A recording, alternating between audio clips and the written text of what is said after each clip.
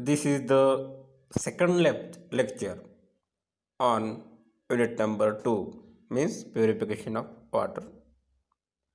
In this lecture, I will discuss regarding methods of aeration. The methods of aerations are as below.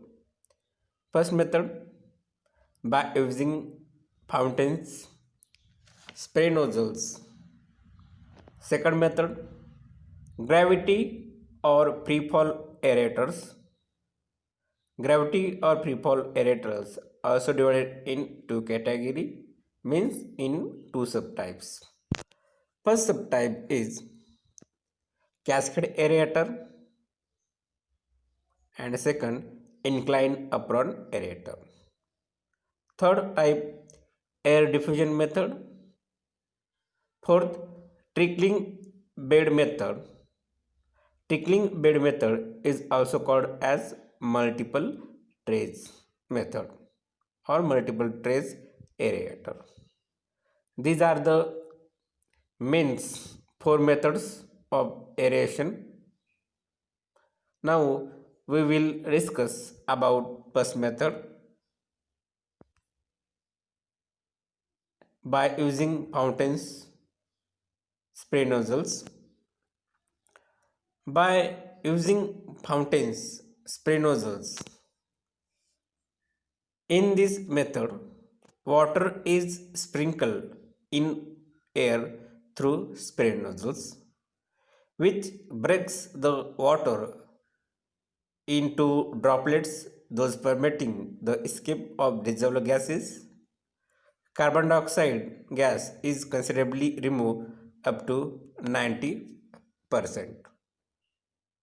In this method, water is sprinkled in air or atmosphere through special nozzle, which breaks the water into droplets, thus permitting the escape of dissolved gases. Carbon dioxide gas is thus considerably removed in this method and more oxygen is absorbed by water. This is the diagram of spray nozzle, sorry, fountain, and this is the spray movable type nozzle and spray nozzle fixed type, and this is the movable type nozzle, spray movable type nozzle, and this is the fountain, generally placed in gardens or in front of hotels. This fountain is provided. Now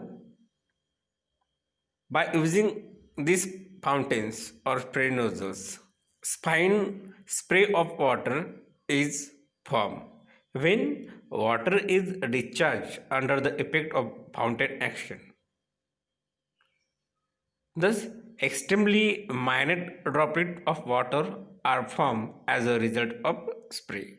Thus increases water surface area of contact with air. Thus pressure required to operate the spray nozzle is about 0.7 to 1.4 kg per square meter. To operate spray nozzle, pressure required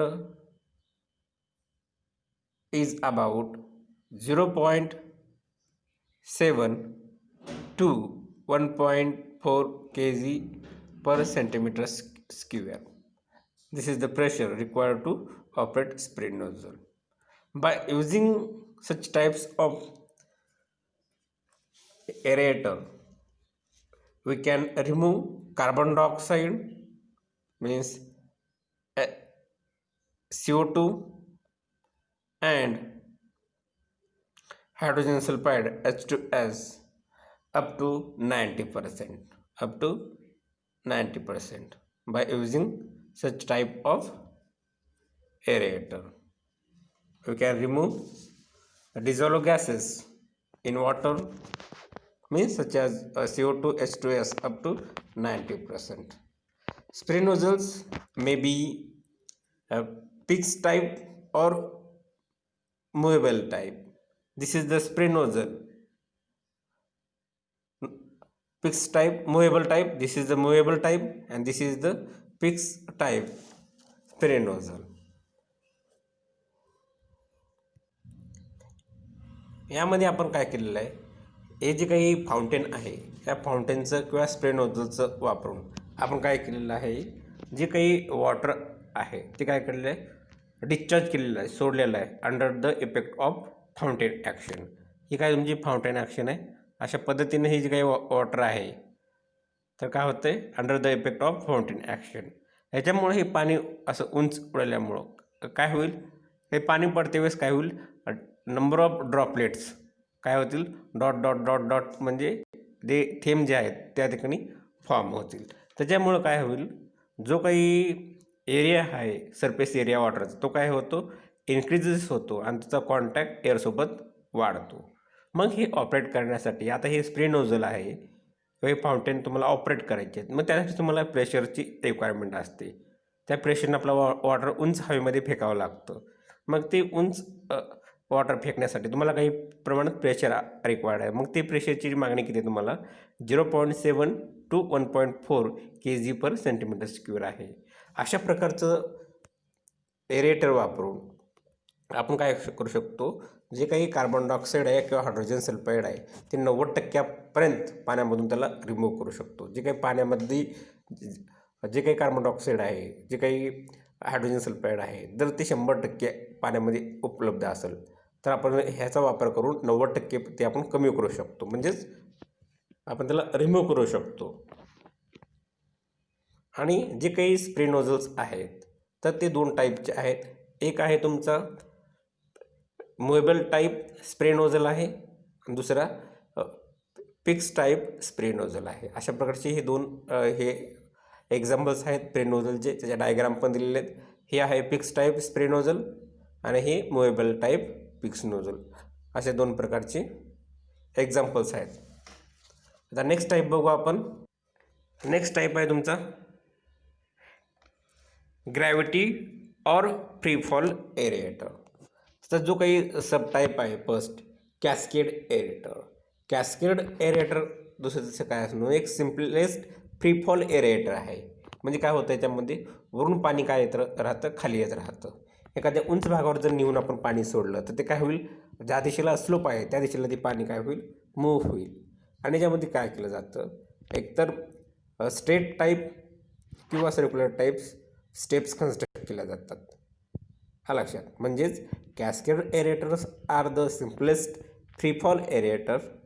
generally such type of aerator consist of 3 to 4 steps.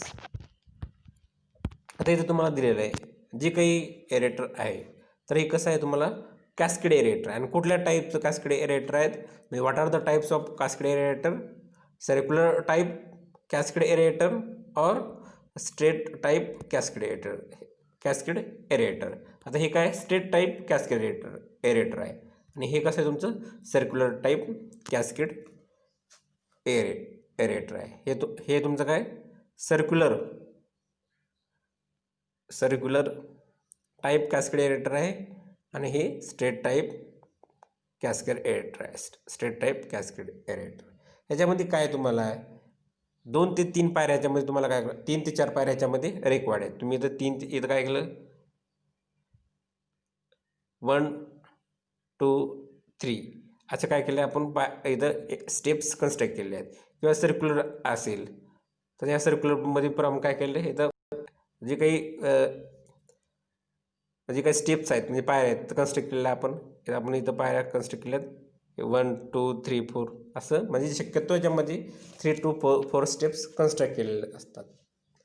आणि त्यावरती काय केलं जातं, हे water discharge केलं जातं. ज्या सेंट्रलमधून जे सेंटरला काय केलेलं आहे पाईप असतो आणि ह्या पाईपमधून हे सेंटरमधून पाणी काय होतं सर्वीकडे वाहतं. मग हे पाणी वाहतं म्हणजेच याचा जो काही एरिया आहे तो काय झालेला आहे वॉटरचा इन्क्रीज झालेला आहे. आता हे पूर्ण पाणी काय झालेलं आहे, हा पोर्शन कव्हर झालेला आहे. म्हणजेच इथं surface area of water increases with also contact of water increases with एअरसोबत त्याचा कॉन्टॅक्ट काय झालेला आहे, इन्क्रीज झालेला आहे. अशा पद्धतीचं काय केलेलं आपण एखाद्या वॉटरचा एरिया इन्क्रीज करणं त्याला काय म्हणलं जातं, आणि कॉन्टॅक्ट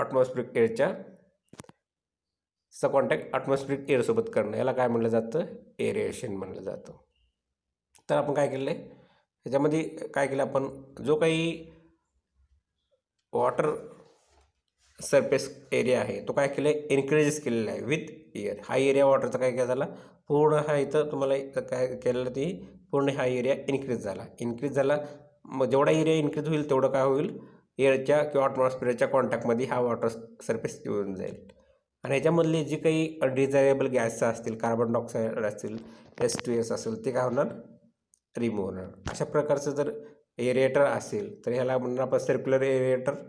आणि जर स्ट्रेट पायऱ्या एक स्टेप्स कन्स्ट्रक्ट केलेल्या असतील त्याला आपण काय म्हणणार, स्ट्रेट टाईप कॅस्केड एरिएटर. 1 2 3 असं आपण जसं स्टेप्स एखाद्या घरामध्ये जाते व्यवस्थित ज्या पद्धतीच्या पायऱ्या असतात त्या पद्धतीचे पायऱ्या जर कन्स्ट्रक्ट केलेल्या असतील किंवा स्टेप्स कन्स्ट्रक्ट केलेल्या असतील त्याला काय म्हणणार आपण, स्ट्रेट टाईप कॅस्केड एरिएटर म्हणणार. आता नेक्स्ट टाईप आहे तुमचा इन्क्लाइन अप्रॉन एरिएटर. आता काय केलेलं आहे याच्यामध्ये, जे काही वॉटर आहे हे ते काय केलेलं आहे, अपसाईडहून डिस्चार्ज केलेलं आहे, सोडलेलं आहे. म्हणजेच वॉटर काय केलेलं आहे, अलाउड केलेलं आहे to fall along the incline apron with ripple plates to cause breaking up of flowing sheet of water for agitation and aeration. आता याच्यामध्ये तुम्हाला काय केलेलं आहे, जे काही वॉटर काय केलेलं आहे, अलाउड केलेलं आहे म्हणजे डिस्चार्ज केलेलं आहे, आणि ते वॉटर काय करते, फ्लो होते अलॉंग दिस इन्क्लाइन अप्रॉन. आणि जे काही इन्क्लाइन अप्रॉन आहे त्याच्यावरती काय प्रोव्हाइड केलेले आहेत, रिपल प्रोव्हाइड केलेले आहेत. आता जे काही रिपल आहेत ते अलॉंग द स्लोप त्याने बसवलेले आहेत. म्हणजे इथं असं गोल गोल दिसते तुम्हाला, म्हणजे इथं पाहायला असेल तुम्हाला, इथे हे रिपल्स जी काही डॉट डॉट दिसते गोल गोल, हे काय तुमचे 1 2 3 4 5 हे 5 इथं काय केलं ते रिपल्स प्रोव्हाइड केले. याचं मेन कारण काय आहे, जे काही स्मूथ सीट होती वॉटरची त्याला ब्रेकअप करायचं. मग ते ब्रेकअप केल्यावर काय होईल, वॉटरची सीट जी काही फ्लोईंग सीट होती त्याला ब्रेकअप केल्यामुळं काय होईल, तिथं एजिटेशन होईल. म्हणजे ते त्या ठिकाणी जे काही पाण्यात स्मूथ प्रवाह होता तो काय होईल, खालीवर होऊन जाईल. मग खालीवर झाल्यामुळं त्याचं काय होतं, मग त्याचा जो एरिया काय होतो, इन्क्रीज होतो. आणि त्यामध्ये जे काही बॅक्टेरियाज असतील ते काय होतात, किल होतात म्हणजे ठार होऊन जातात. आणि या ठिकाणी तुमचं एरिया पण काय होतो, इन्क्रीज होतो व्हेजिटेशन झाल्यामुळं. आता इथं सांगायचं झालं तर तुम्हाला परत,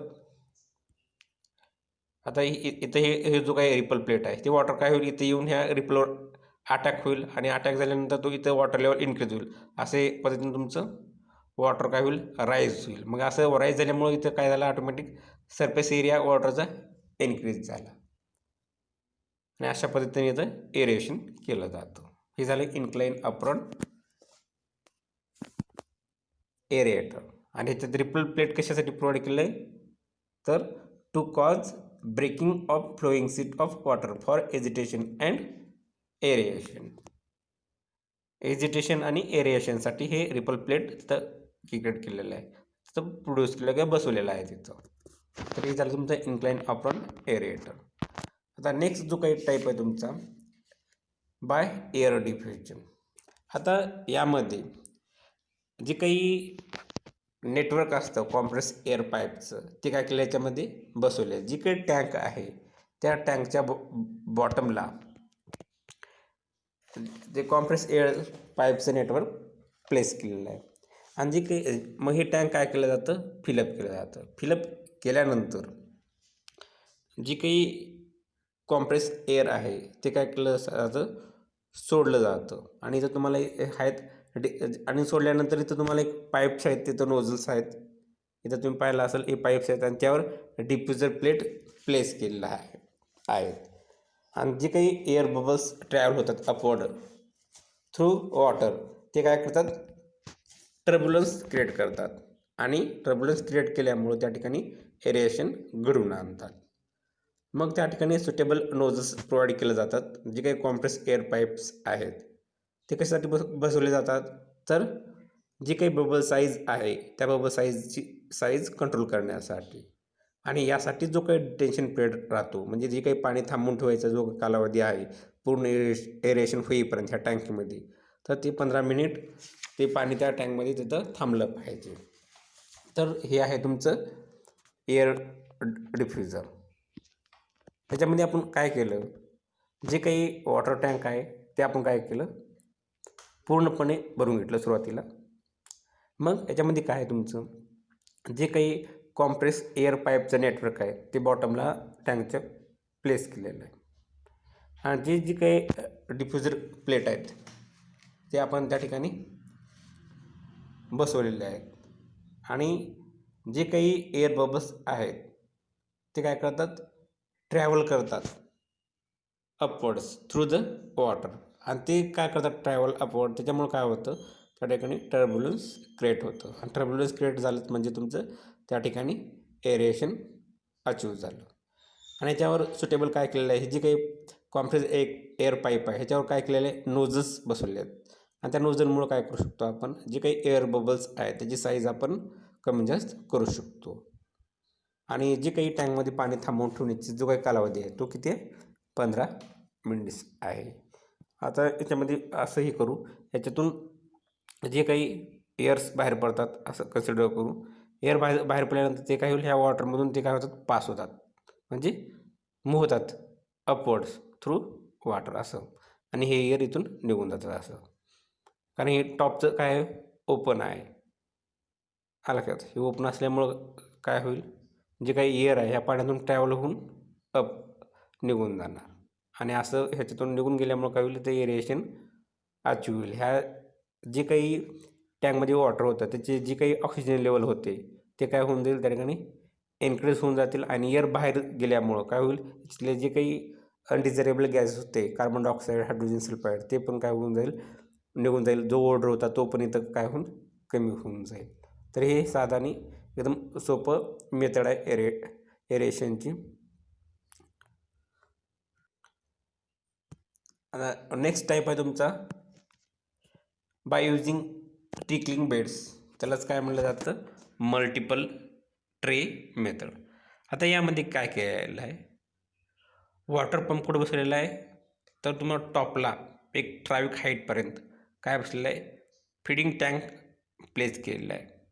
आणि जे काही वॉटर आहे त्याच्यातून काय होतं, त्याला त्या पाईपला होल्स असल्यामुळं ते काय होतं, त्या ट्रेवरती पडलं जातं. आणि जे काही हे ट्रे जे आहेत हे ट्रे कसे आहेत, परपोरेटेड ट्रे आहेत. आणि कशानं भरलेले आहेत, सँड, कोक, स्लॅगनी भरलेले आहेत, ज्याची की साईज 5 ते 7.5 सेंटीमीटर आहे. जी की सँड आहे किंवा ब्रोक आहेत किंवा स्लॅग आहेत, त्याची जी काही साईज आहे, ब्रोकन कोक जे आहे त्याची जी काही साईज आहे 5.75 सेंटीमीटर आहे. जनरली काय केलं जातं, ह्याच्यामध्ये ते एक दुसऱ्या ट्रेच्यावर अरेंज केलं जातं. आणि व्हर्टिकली ह्या दोघातलं जे काही व्हर्टिकल डिस्टन्स आहे, जे की दोन ट्रेमधलं, ते किती आहे, 15 सेंटीमीटर आहे. आणि जी काही हॉरिझॉन्टल बेड आहे त्याची जी काही हाईट आहे ते किती आहे, 15 सेंटीमीटर आहे. आता याच्यामध्ये आपण बघू, जे काही येतं काय आहे, परफोरेटेड फिडिंग टँक पाईप आहे, परफोरेटेड फिडिंग टँक. आणि हे जे काही पाईप आहे ह्याला काय आहेत, होल्स आहेत, स्मॉल डायमीटरचे होल्स आहेत. ह्याच्यातून वॉटर काय होईल, ह्या ट्रेवरती पडेल. मग इथून पडल्यानंतर ह्या ट्रेमध्ये काय भरलं आहे, पहिल्या ट्रेमध्ये सँड, दुसऱ्या ह्याच्यामध्ये काय भरलं आहे, ब्रोकन कोक, कोळसा, आणि स्लॅग, हे अशा पद्धतीनं भरलेलं आहे ह्याच्यामध्ये. आणि ह्या दोन्ही ट्रेमधलं जे काही डिस्टन्स आहे, आता हे डिस्टन्स ह्या 1 ट्रेमधलं 2 ट्रेमधलं ते आहे 15 सेंटीमीटर. म्हणजेच हे जे काही डिस्टन्स आहे हे डिस्टन्स आहे 15 सेंटीमीटर. आणि हे काही डेप्थ जी आहे, जे काही हॉरिझॉन्टल बेड तयार झालेला आहे इथं, ही डेप्थ, तर ह्याची डेप्थ आहे 25 सेंटीमीटर. आणि ह्याची जी काही अरेंजमेंट केलेली आहे, एक ट्रे ह्या दुसऱ्या ट्रेच्या वर बसवलेला आहे, म्हणजेच one tray over the other tray in vertically. मग जे काही वॉटर आहे ते सुरुवातीला कुठून डिस्चार्ज होतं तर ह्या होलवाटी डिस्चार्ज होतं, ते सोडलं जातं. मग सोडल्यानंतर ते वॉटर कुठं होईल, जी सँड आहे त्या सँडवर पडेल आणि त्या सँडमधून जी काही ट्रे आहे ह्या ट्रेच्या बॉटमला परत होल्स असतात. मग वॉटर काय होईल, ह्या सँडमधून पास होऊन ह्या कोलवरती येऊन पडेल. हे जे काही कोलचा ट्रे आहे ह्याच्यावरती पडेल. मग ह्याच्यातून जे काही वॉटर आहे परत ह्याला काय असतात, बॉटमला होल्स असतात ह्या ट्रेला देखील. मग इथून वॉटर काय होईल, स्लॅगच्या वर पडेल आणि स्लॅगमधून वॉटर पास होऊन तुमचं जे काही खाली चेंबर आहे किंवा ह्याला बॉटम कलेक्टिंग पॅन म्हणतात, ह्या बॉटम कलेक्टिंग पॅनवरती वॉटर तुमचं कलेक्ट होईल आणि तिथून आउटलेट वॉटर हे वॉटर काय केलं जातं, कॅरी केलं जातं. अशा पद्धतीनं तुमचं एरिएशन अचीव केलं जातं बाय युजिंग टिकलिंग बेड्स और ह्याला मल्टिपल ट्रे एरेटर असं देखील म्हटलं जातं. तर हे आहेत आपल्या मेथड्स ऑफ एरेशन. तर कोणत्या कोणत्या मेथड्स आपल्या, जी काही फर्स्ट मेथड आहे तुमची ते आहे by using fountain spray nozzle, second gravity और फ्रीफॉल एरेटर, आणि जे काही ग्रॅव्हिटी आणि फ्रीफॉल एरेटर आहे परत त्याचे दोन टाईप्स होतात, cascade aerator and incline apron aerator. आणि थर्ड जी आहे एअर डिफ्युजन मेथड आणि लास्ट टिकलिंग बेड मेथड और मल्टिपल ट्रे एरेटर. तर हे 4 मेथड्स आहेत. एकदम सिम्पल मेथड्स आहेत. याच्यामध्ये काय नेमकं काहीच केलेलं नाही, याच्यामध्ये फक्त जी काही डायग्राम आहे त्या डायग्राममध्ये कसं दिसतं हेच याच्यामध्ये आपलं एक्सप्लेन केलेलं आहे. मग त्याची जी काही अरेंजमेंट कशी पद्धतीने केलेलं आहे आणि कशा पद्धतीनं एरिया ऑफ वॉटर इन्क्रीज झालेला आहे विथ कॉन्टॅक्ट विथ ॲटमॉस्फिअरिक एअर, ह्याच्यामध्ये आपल्याला काय करायचं फक्त तेवढं सांगायचे आहे. तर हे आहेत आपल्या मेथड्स ऑफ एरिएशन. थँक्यू.